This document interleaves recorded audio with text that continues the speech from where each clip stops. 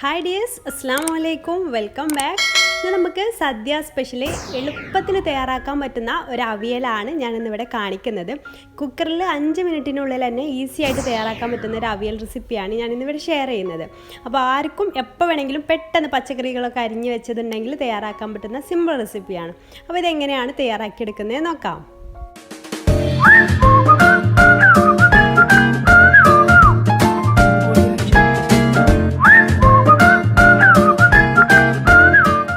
ആദ്യം നമുക്ക് ഇതിലേക്കുള്ള വെജിറ്റബിൾസൊക്കെ കട്ട് ചെയ്ത് വെക്കണം. അപ്പോൾ ഞാനിവിടെ ഒരു പച്ചക്കായും ഒരു വഴുതനങ്ങയും വെള്ളത്തിലിട്ട് അതിൻ്റെ കറയൊക്കെ ഒന്ന് പോക്കി എടുത്തിട്ടുണ്ട്, അതുപോലെ നീളത്തിൽ അരിഞ്ഞത്. പിന്നെ 2 മുരിങ്ങാക്കായും, പിന്നെ 3 പയറ്, 2 ബീൻസ്, ഒരു ക്യാരറ്റ്, ചെറിയ പീസ് ചേനയുമാണ് എടുത്തിട്ടുള്ളത്. അപ്പോൾ നിങ്ങൾക്ക് ഇഷ്ടമുള്ള വെജിറ്റബിൾസൊക്കെ എടുക്കാം. ഉരുളക്കിഴങ്ങ് വേണമെന്നുണ്ടെങ്കിൽ ഉരുളക്കിഴങ്ങ് എടുക്കാം.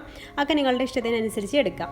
എല്ലാം ഇതുപോലെ നീളത്തിൽ അരിഞ്ഞിട്ട് വെക്കുക കേട്ടോ. എല്ലാം കഴുകി എടുത്തിട്ട് വെച്ചിട്ടുണ്ട്. ഇനി അതെല്ലാം കൂടെ ഒരു കുക്കറിലേക്ക് ഇട്ട് കൊടുക്കാം.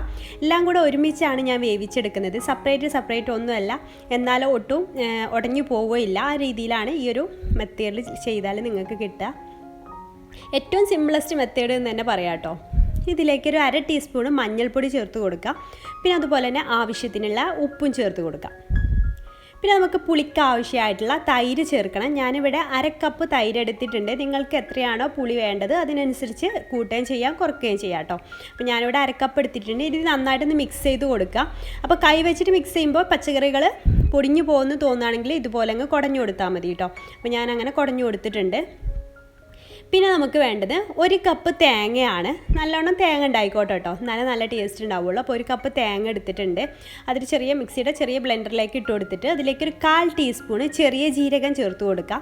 പിന്നെ അതുപോലെ തന്നെ 2 പച്ചമുളകാണ് ഞാൻ എടുത്തിട്ടുള്ളത്. അത്യാവശ്യം വലിയ പച്ചമുളകായിരുന്നു. അപ്പോൾ നിങ്ങളുടെ എരിവിനനുസരിച്ച് എടുക്കുക, 2ഓ 3ഓ ഒക്കെ എടുക്കാം കേട്ടോ. അപ്പോൾ അതിലേക്ക് പൊട്ടിച്ചിട്ട് കൊടുത്തിട്ടുണ്ട്. പിന്നെ നമുക്കതിലേക്ക് വേണ്ടത് ചെറിയുള്ളിയാണ്. ഞാൻ 2 ചെറിയുള്ളി കൂടെ ഇട്ടിട്ടുണ്ട്. എന്നിട്ട് ഇത് ജസ്റ്റ് ഒന്ന് ക്രഷ് ചെയ്താൽ മതി. നല്ല അരഞ്ഞു വരെയൊന്നും വേണ്ട, ജസ്റ്റ് ക്രഷ് ചെയ്തെടുക്കുക. അത് ക്രഷ് ചെയ്തതിന് ശേഷം അത് ഈ ഒരു കുക്കറിലേക്ക് തന്നെ ഇട്ട് കൊടുക്കുക. എല്ലാം കൂടെ ഒരുമിച്ചാണ് നമ്മൾ വേവിച്ചെടുക്കുന്നത്. അത് ഈ കുക്കറിലേക്ക് ഇട്ട് കൊടുക്കാം.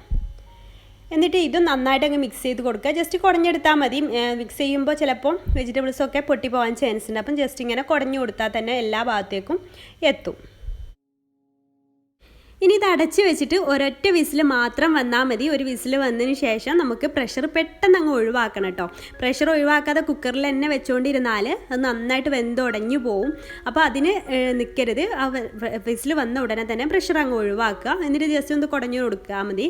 എന്നിട്ട് അതിലേക്ക് കുറച്ച് കറിവേപ്പില ചേർത്ത് കൊടുക്കുക. അതുപോലെ തന്നെ പച്ച വെളിച്ചെണ്ണ ഒഴിച്ചു കൊടുക്കുക. ഇത്രയേ ഉള്ളൂ. സിമ്പിളായിട്ട് നമുക്ക് തയ്യാറാക്കാൻ പറ്റുന്ന ഒരു അവിയൽ റെസിപ്പിയാണ്. നല്ല ടേസ്റ്റാണ്. അപ്പോൾ എല്ലാവരും ഒന്ന് ട്രൈ ചെയ്ത് നോക്കുക. അപ്പോൾ അവിയൽ ഉണ്ടാക്കാൻ മടിയുള്ളവരൊക്കെ ഈ രീതിയിൽ ചെയ്താൽ ഈസി ആയിട്ട് നമുക്ക് ഉണ്ടാക്കിയെടുക്കാൻ പറ്റും. അപ്പോൾ ട്രൈ ചെയ്തിട്ട് ഫീഡ്ബാക്ക് അറിയിക്കാൻ മറക്കരുത്. അതുപോലെ ഈ കഴിഞ്ഞ ഒരാഴ്ചയായിട്ട് ഞാൻ ഓണർ റെസിപ്പീസാണ് അപ്ലോഡ് ചെയ്യുന്നത്. അപ്പോൾ അതൊക്കെ ഒന്ന് കണ്ടു നോക്കുക. ഇഷ്ടമാണെങ്കിൽ ലൈക്ക് ചെയ്യാനും ഷെയർ ചെയ്യാനും മറക്കരുത്. അതുപോലെ ചാനൽ സബ്സ്ക്രൈബ് ചെയ്യാത്തവരുണ്ടെങ്കിൽ പ്ലീസ് ഒന്ന് സബ്സ്ക്രൈബ് കൂടി ചെയ്യുക. അപ്പോൾ ഇത് ട്രൈ ചെയ്യാനും മറക്കരുത്. അപ്പോൾ ഇൻഷാ അല്ലാഹ് പുതിയൊരു നല്ല റെസിപ്പിയായിട്ട് നമുക്ക് അടുത്തൊരു ദിവസം കാണാം. അതുവരേക്കും ബൈ, താങ്ക് യു.